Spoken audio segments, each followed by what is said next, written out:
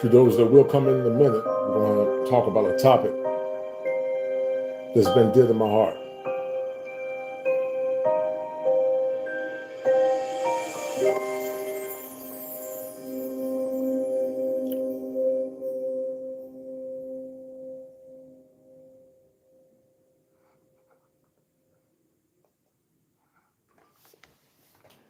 So, there's something I want to talk about, guys. And you know, guys, with Father Day approaching or encroaching us soon, this is something that many times we don't talk about. We don't talk about it in churches. We don't talk about it in the homes. We don't talk about it at all. And the things we don't talk about is the trauma associated with fatherhood. We don't talk about the trauma associated with being a father, but also being the man. And the reason why these conversations are so important, a lot of times when you think about the humanity of a man, many times it's minimized. It's minimized. The man is dehumanized. He's not given the same level of credence, perhaps, as others. And because of the indignified nature of manhood, or men not being validated many times, not only do many suffer in silence, but they commit atrocities. Many times they can be seen as toxic masculinity. And so the traumas of my father that no one knows more or less harkens upon the idea based on this. Daddy had trauma. Your grandfather had trauma. And your great-great-grandfather had trauma too. But here's the difference with men back then. Men back then didn't know how to deal with their trauma. They just process or more or less cope in an unhealthy way. And many times the trauma associated with fatherhood or manhood in general was predicated in silence. And listen, we know and understand that there's a level of stoicism that all men got to have when it comes down to being a man. There's a level of stoicism that men got to have. But many times the trauma of my father, many times went on deaf ears. The pain associated with my father many times went on deaf ears. The brokenness of my father many times went on deaf ears. And so a lot of times when it comes down to sometimes fathers that left their homes, fathers that were abusive, fathers that impregnated a lot of women, fathers that were cold and stored to their kids, do we ever take in consideration to more or less ponder the fact that daddy had trauma, granddaddy had trauma, and great-great-granddad had trauma too? Because see, when men act out, men can act out too. And sometimes the acting out of men is predicated in violence. It can be predicated in indifference. It can be predicated in abandonment. It can be predicated on or in many things. But we never humanize the struggles of our fathers. We never humanize the struggle of our fathers. We never humanize men in general. And I've always said before in the past that a broken man is a hopeless man, and a hopeless man is very dangerous. And there's a lot of brokenness and there's a lot of hopelessness associated with a lot of men, sadly, here in the confines of America. Many of these men that suffer in silence, they're not as productive because they suffer in silence. The anger that you're seeing in a lot of these men, some of it's because the things they perceived in their head that they thought was true they found out it was a lie. The baby that he thought he had, that kid that he thought was his kid, he found out that wasn't his kid. And so that man becomes indifferent. And see, here's the thing about male trauma. Many times men don't have ways to vet and to talk about their pain. They're just told to deal with it. They're told to just suck it up. And so the humanity of the father, the humanity of men, or the humanity of a man is often minimized. It's often minimized, to say the least. And so when you hear the stories about your dad not being there, when you hear the stories about your dad being abusive, when you hear the stories about your granddad or your dad had a lot of women, could it have been trauma? I'm not saying all of it was trauma, but it's a strong possibility that it was trauma. And you know, when it comes down to the trauma that maybe you've experienced as a man, and so many others have experienced as men, the trauma of a man is often minimized. It's often minimized. It's often minimized or more or less made to be seen as something that you should just get over. And because of that indignification of a man, many times it makes the situation worse. You know, Father's Day is about to be approaching soon, guys. Father's Day is coming up real soon. And many times when it comes down to what we've done as men or what we do for our families, many times it's not really supported. You know, the sacrifices that you've made as a father, the lack of sleep that you've made as a father, the toll on your body that you made as a father, and many, many other things. We talked about the guys on yesterday. I did a show called You're on the Clock. And in that show, I talked about the importance of men knowing what their worth is and knowing what their dignity is as a man. There's an old saying that say, "Times wait for no man. Time don't wait for me, and time don't wait for you." But the trauma of my father is important to me as a man because many times no one tells or understands our story. And many times, guys, people don't even care about your story. You're just expected to suck it up. Whatever the negative narrative that has more or less been impacted upon you as a man is often more or less seen in the negative lens. And so the ongoing cycle of the traumas of my father never gets talked about. Because was granddaddy a bad man? Was granddaddy really a monster when you heard granddaddy cussing and fussing? Or was granddaddy a man going through trauma? See, when a lot of black men grew up during Jim Crow, the Jim Crow days, the Jim Crow racism, a lot of times black men didn't have ways to deal with that. You know, do you see the dehumanization of being called a boy? I don't think people understood the dehumanization of being called a boy. The dehumanization of seeing your wife being taken by another man. The dehumanization of not having opportunities. The dehumanization of sometimes being abused by the white lady or the mistress of the white man or the master.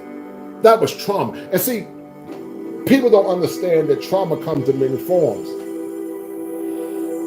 There's a such thing called, what's up, KP from KC5? There's a such thing called acute trauma, and then there's a such thing called chronic trauma.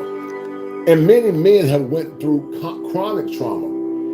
Chronic traumas that have never been dealt with, chronic traumas that have been more or less buried in the subconscious of their mind, chronic traumas that many times they don't have the proper resolve or the proper people to help them deal with those traumas.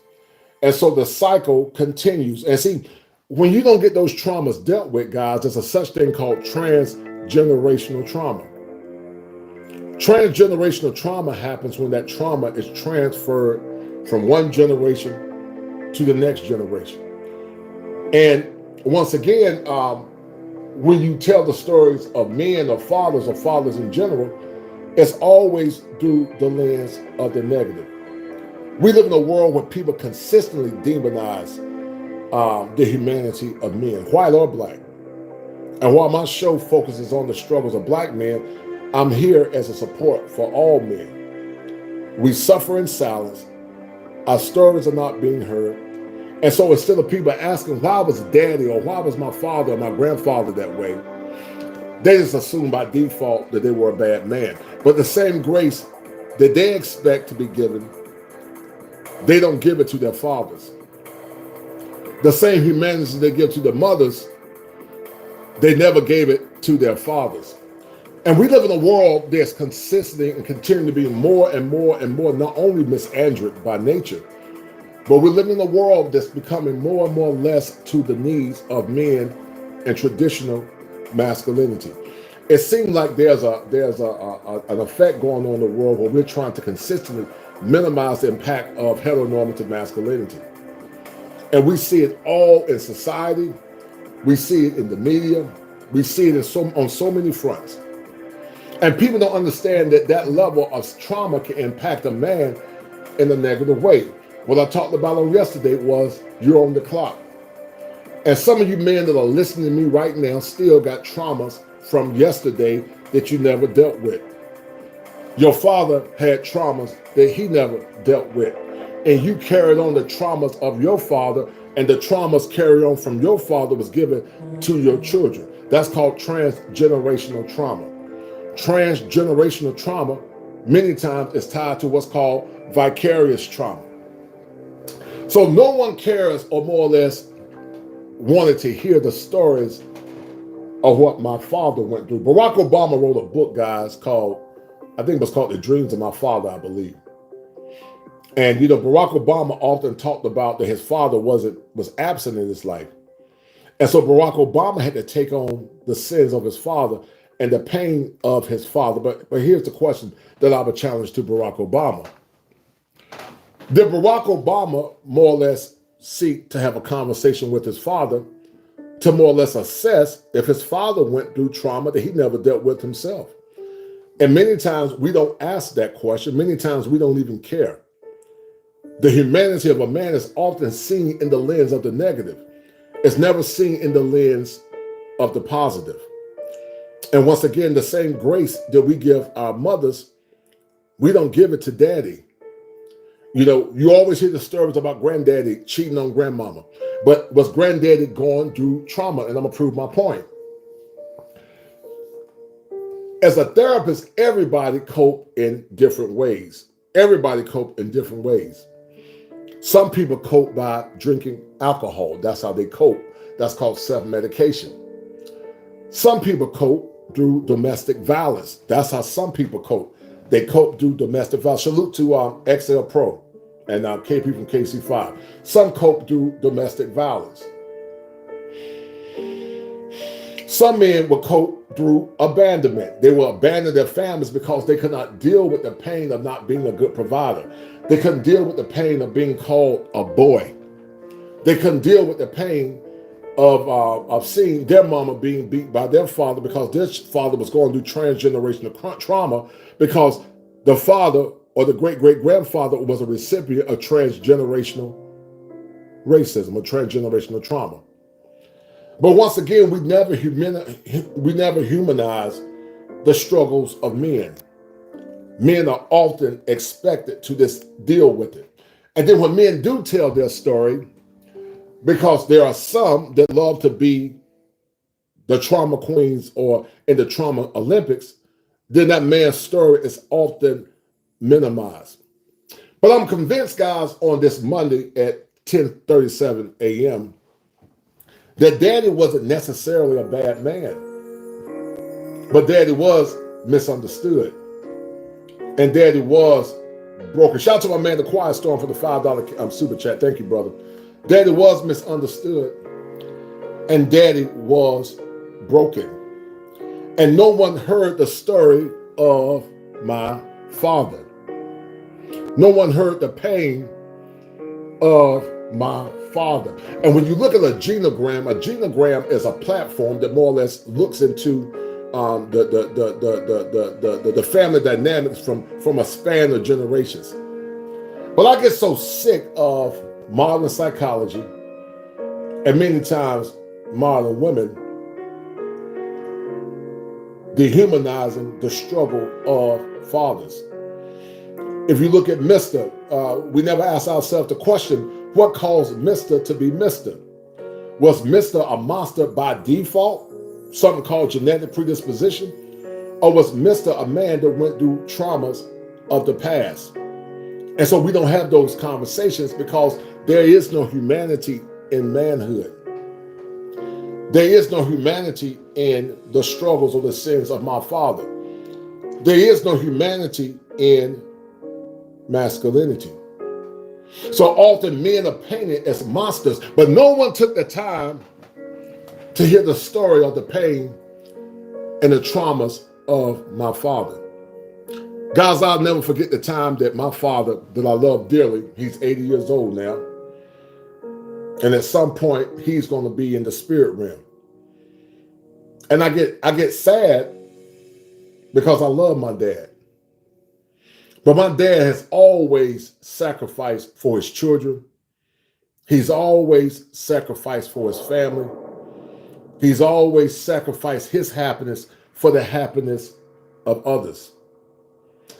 But many times when men do bad, we never look at all the good that they did before they start doing the bad. We only see them in the moment of time when they're doing behaviors or they're acting out, but we never give context to why they're acting out or committing the behaviors that they're committing, because no one took the time to understand, once again, the traumas of my father, because we don't care. We don't care about the traumas of my father. We don't care about the traumas of yesterday. We don't care to think that sometime daddy went to the grave a broken man. Daddy didn't tell you the story when he was violated as a little boy. Daddy didn't tell you the story about when that woman touched him.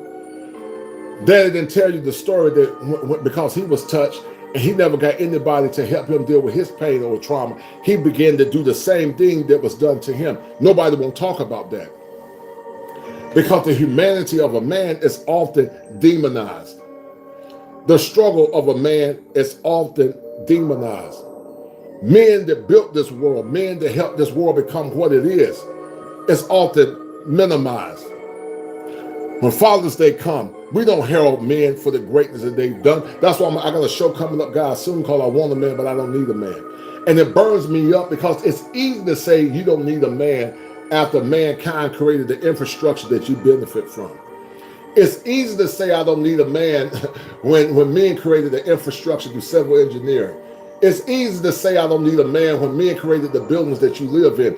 It's easy to say I don't need a man when men created the cyber security, the cyber network that you surf on to denigrate men, do misandry. It's easy to say I don't need a man in that context.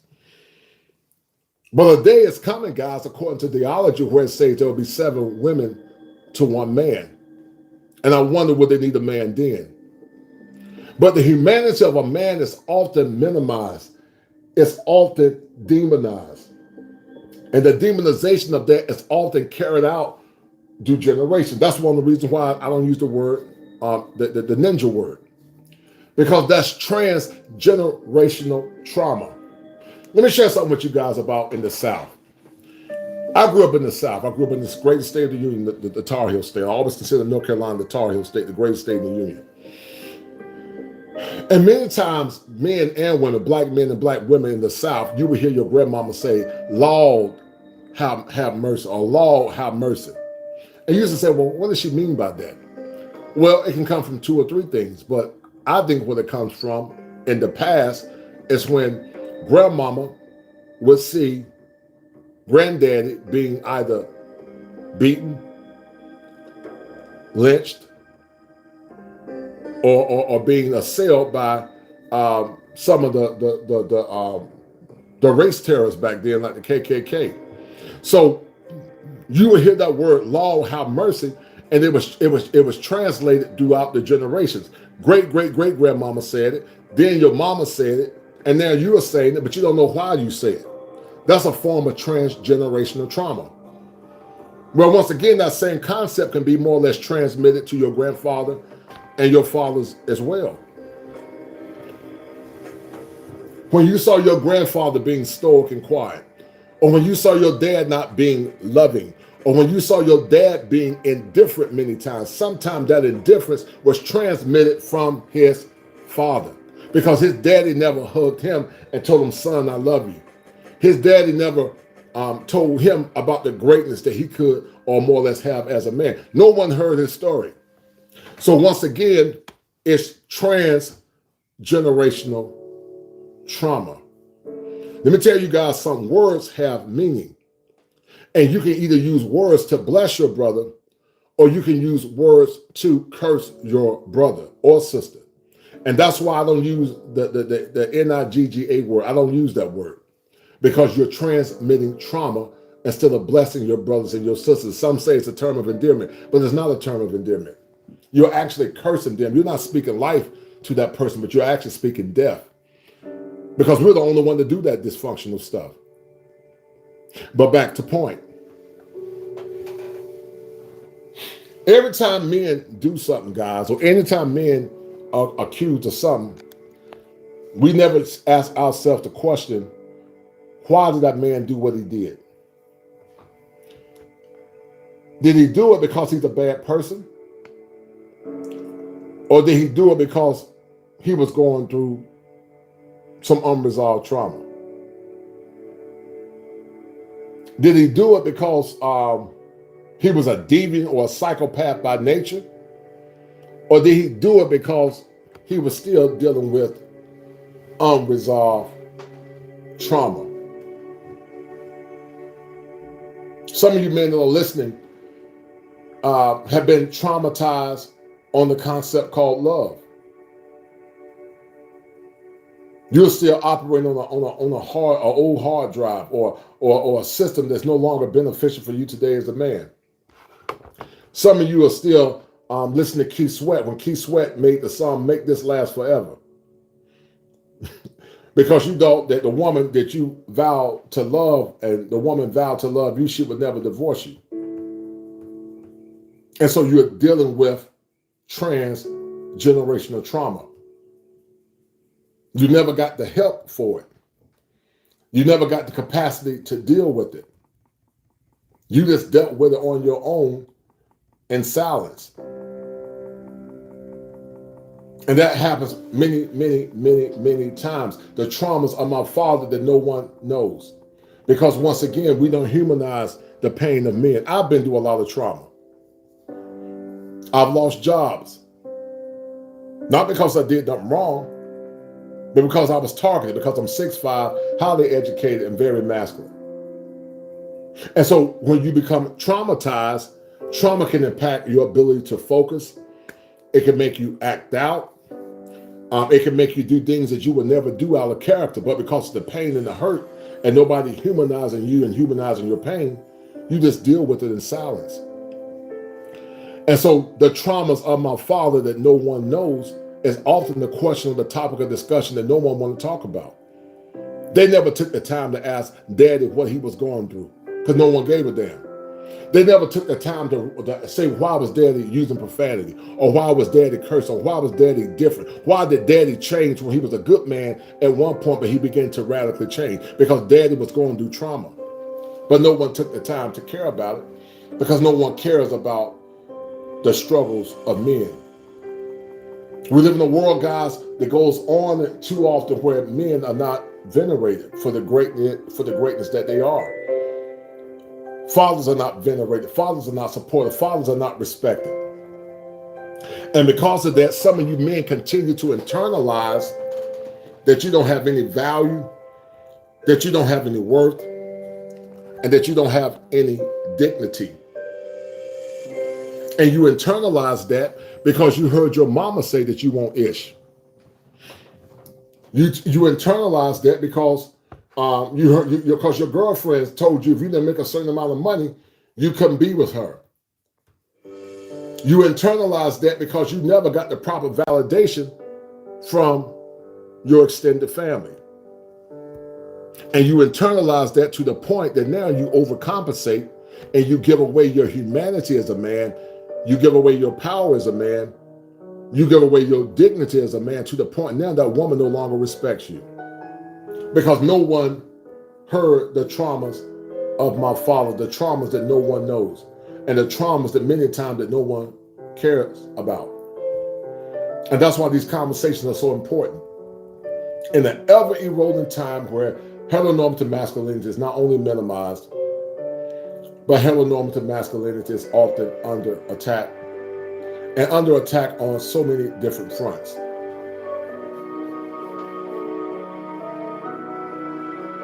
You guys have been conditioned that when Father's Day comes, that you should be grateful just to get a tie. You may have been conditioned that when Father's Day comes, you should be grateful just to get a tool bag. And many times that tool is a symbol of you being a utility. And I get it. There are some men that love tools and they love fixing things. I get that. But do we ever have humanity in fatherhood or humanity in men? I never forget the time my dad, we did things for my father. And my dad would often say, oh, I don't need anything. But when he finally did get something, you can see about the expression on his face that he was happy. And so I'll never forget a story of my father one time, guys, where my dad could have quit. My dad could have left. My dad could have checked out in life in general, but he didn't. My dad never checked out, but he stayed there. I never forget the time my dad was in the woods crying because my father didn't know how he was going to take care of his family. And you're right, Mental OG. Nobody cares about men. We aren't inclined to feelings. Right. We aren't inclined to a damn thing. But then when I talk about what I talk about, then you hate black women. Your mama is black. Anytime, men share their story, it's always under the lens that you hate someone, not understanding that many times when men have these conversations, they are emoting because they're broken. They are emoting because they're broken, not because they're bad men, but they're emoting because they're broken. And they're also emoting because no one has heard their story or no one has heard their pain. I don't know if you guys know it, but the suicide rate has increased among black boys. And it's increased for a myriad of reasons.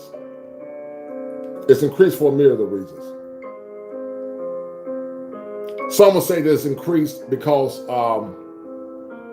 these boys are recipients of neglect. Some will say it's increased because community has dissipated. Some will say that it's increased because children now don't have the proper coping skills like children of yesterday. And some will say it's increased because they don't have no way out. One of the greatest indicators of a child being successful is based on a system called the locus. It's called the level of care, or it's called the CAL locus, Child Adolescent Level of Care Utilization System. And we look at things that are risk factors and protective factors. But environment plays a role. Risk of harm, risk of self, something called comorbidity. All those things play a role in the function of a child being a detriment to himself. And so once again, guys, the traumas of my father that no one talks about, or the traumas of my father that no one cares about. But yet, all too often, we've been conditioned as men to minimize what we deem to be important. We've been conditioned to minimize what we want or deserve. We've been conditioned to minimize or more or less let things go when we've been severely disrespected. Some of you have been victims of not speaking up and speaking out when you were traumatized. Some of you have been vilified or demonized. I got you. Yeah, Quiet Storm, I got you, brother. Yeah, I'm gonna start doing this. Yeah, I think I'm gonna call it Mental Health Monday. Mental Health Monday, man. I think you've got something going, Coach. Keep doing these types of shows. Yes, sir, I got you, brother. I appreciate it, Quiet Storm. You're a good man. I appreciate it, brother. But the traumas of my father. When you think about famous singers, you think about famous singers from the past. No one knew that those men were going through trauma. David Ruffin one of the singers from The Temptation. I often look at his story. But no one knows or more or less understood or understand the traumas of David Ruffin. David Ruffin was going through trauma. People that were physically abusive were going through trauma because no one said or more or less told the story that David Ruffin himself, even though he was known to be an alcoholic and a drug user, and also to be physically abusive to women, no one knew that David Ruffin himself was being physically abused by his father. So that's transgenerational trauma. And it goes on and on. Now, what's up, sweetie? It's good to see you, baby. What's going on, Gail? Love you. Haven't seen you in a while. Thank you, baby, for the $5 super chat. Thank you, dear. I really appreciate that. And so the trauma that no one talk about many times is more or less kept in a silo, is kept in a vacuum. And we carry those traumas, once again, guys and ladies, from generation to generation to generation. We take normal things, abnormal or dysfunctional things, and we make it normal. Our self-esteem has been impacted due and because of transgenerational trauma. Our worldview has been distorted because of transgenerational trauma. And so once again, daddy is often seen as a bad guy, but no one took the time to ask daddy, what was wrong with you, or daddy, what happened to you? Because many times no one gives a damn. People by default see black men or men in general as a bear. They did a story, guys, and they asked a woman, what would you rather have? What would you rather do if you were in the forest, be with a man or be with a bear?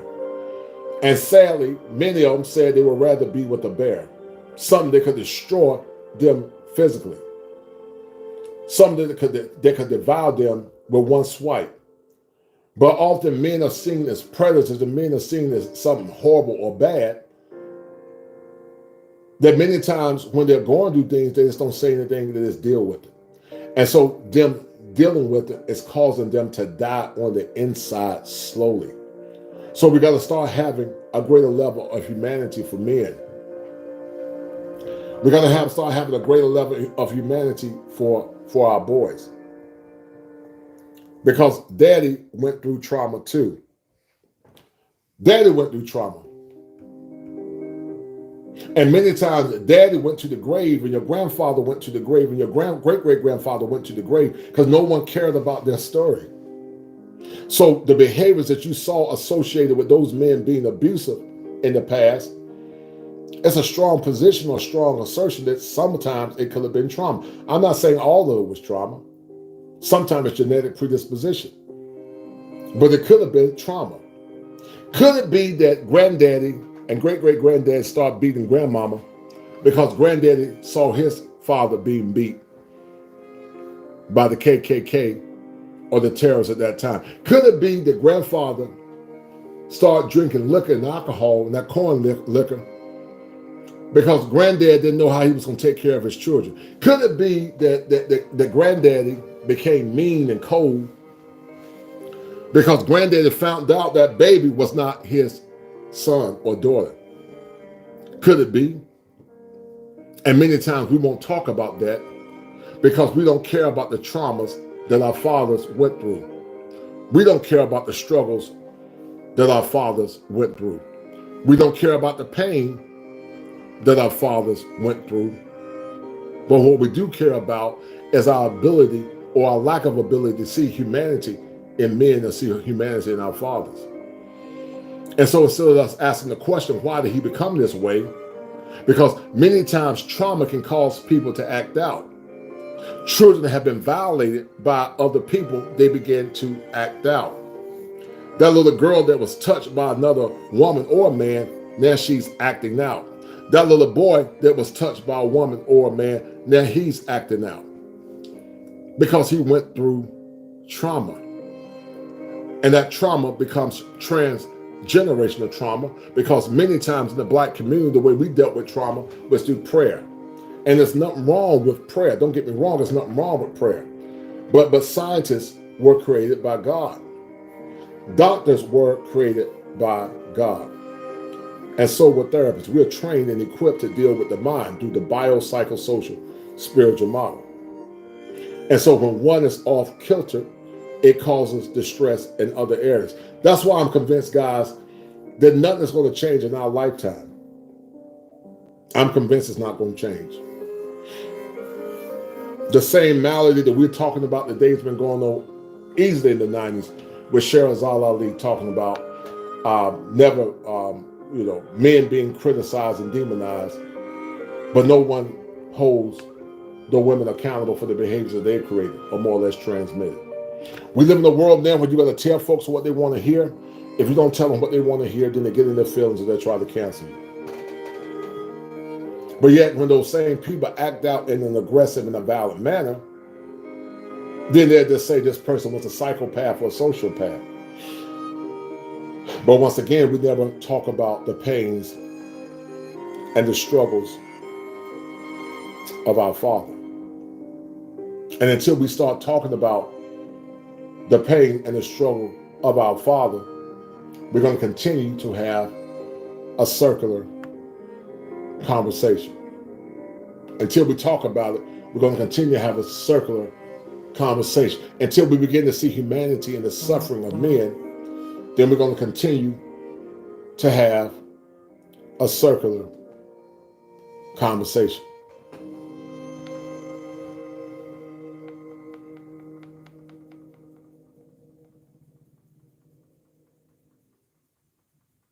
And you know what the painful thing is, guys? Many times men, once again, they'll go to the grave with this pain. They'll go to the grave with the pain impacted on them by trauma. And like I said, I've been through what's called chronic trauma. Losing a job is traumatic, especially when you did nothing wrong. Losing several jobs can be chronic trauma, especially when you haven't done anything wrong. Being stereotyped, being cast type, being lied on. I mean, trauma back to back to damn back to back. But when people act out or when men start getting out of character, they don't take the time to analyze why that person became the person that they became. They'll just say, forgive it and get over it.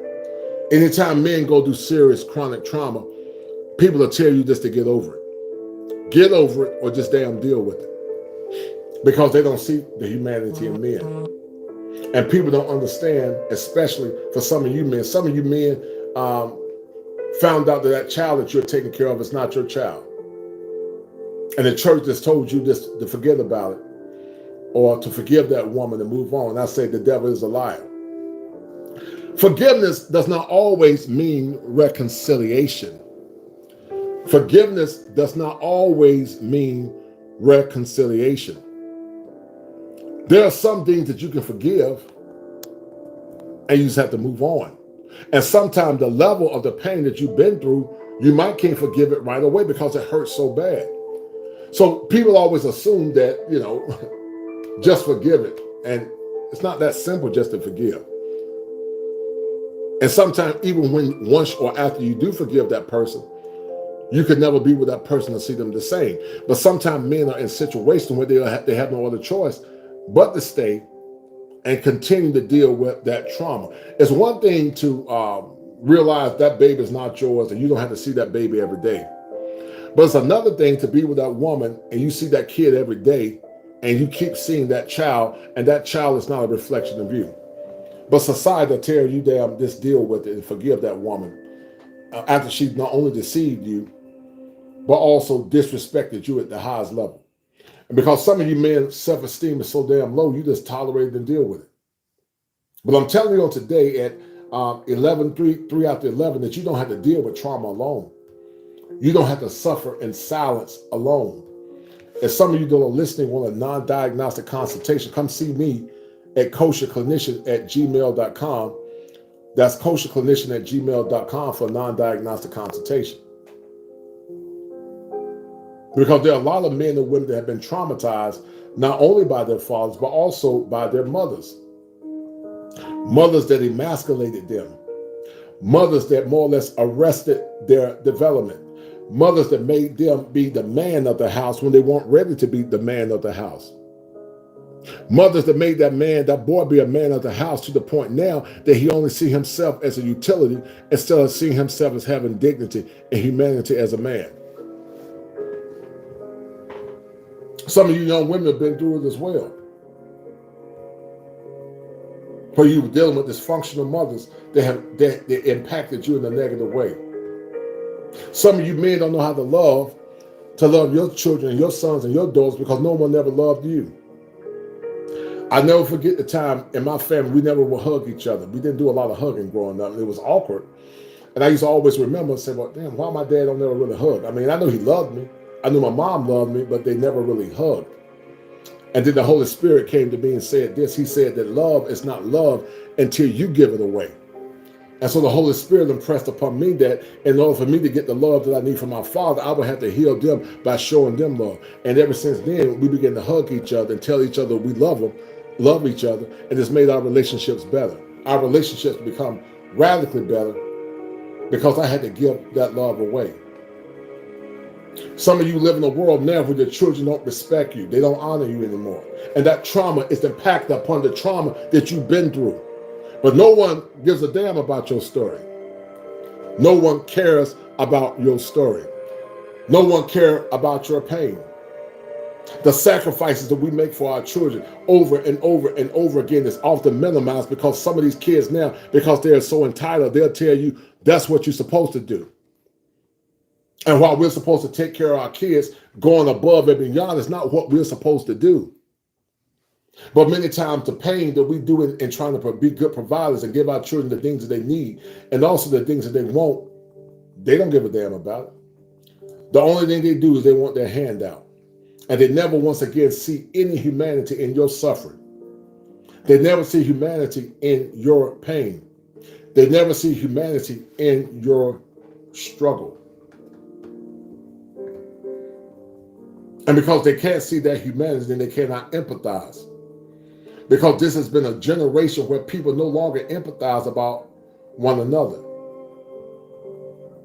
We don't care about the humanity of one another like we used to years ago, where in the Black community, it really was a true community, where your neighbors and others looked out for one another. But now, because we don't have community anymore, the traumas that these children are dealing with, being touched by men or women, seeing violence in the inner cities, dealing with abusive moms because that mother had to work all the time because she got with Raekwon the madman instead of getting with a man that could have been a great man for her and her children. Children that move a lot go through what's called adjustment disorders. Children that are severely abused and neglected, they can develop what's called personality disorders. And sometimes that's in the form of antisocial personality disorders. So once again, we ask ourselves the question, why are people so broken? Because no one cared to ask the story about the traumas of my father. And until we ask about the traumas of our fathers, until we ask about the pain impacted by our fathers, until we talk about the struggles that our dads had and how that's been carried throughout generationally through what's called transgenerational trauma, then we'll continue to have these circular conversations over and over and over and over again. And it doesn't get any better, guys, because we live in a time, we live in a world where masculinity is often under attack. You got a generation of Black men that never had anything to do with the oppression of women. You got a generation of Black men that haven't even they have been born, and those boys have come out, and then you have a group of women saying those boys oppress them. You got a generation of men now that when men do speak out, they're afraid of losing their job, they're afraid of being ridiculed, they're afraid of losing support. But see, thank God I don't have to worry about YouTube to pay my bills. Because if I had to worry about damn YouTube to pay my bills, I would be broke. And I told you guys I'm going to Rumble at some point, and I'm going to start doing different content because I didn't get into this game to be average. I got into this game to be great. And so to all those that have been supporting me throughout the journey, like Gail, my dear friend Gail, Quiet Storm, Top Gun, and so many others, I'm still going to be doing male-centered content, but I'm going to have to diversify it a little bit. I had no other choice. Because I'm realizing, guys, that we live in a world now where the truth doesn't matter. The truth doesn't matter. You don't matter. Evidence don't matter. The only thing that damn matters is feelings. And it's either from weak men that have been effeminized by their mothers or women that have what's called arrested development. So I'm going to close on this because I got to pick my daughter up. We got to be sensitive to the traumas, once again, of our fathers. We got to be sensitive to the pain of our fathers. We got to be careful, more in tune when we see daddy acting out, when we see daddy acting out of character, when we see dad leave the family, when we see dad that was once a happy man now becoming an angry and very aggressive man, when we see daddy not be home as much as he used to, when we see dad begin to isolate himself and stop talking as much. Maybe at that point we'll start understanding, ask ourselves the question, what are the traumas of my father? And I need you guys to understand this. If it ain't 7, it ain't kosher. If it ain't kosher, it ain't right. There are 7 steps that a man must go through in order to become optimized, and understanding the mental health of a man and the trauma that has impacted him transgenerationally is not only important for you as a woman looking for a good man, but also is important for our community. A community that's not only dying, but a community that appears not to give a damn. Be well.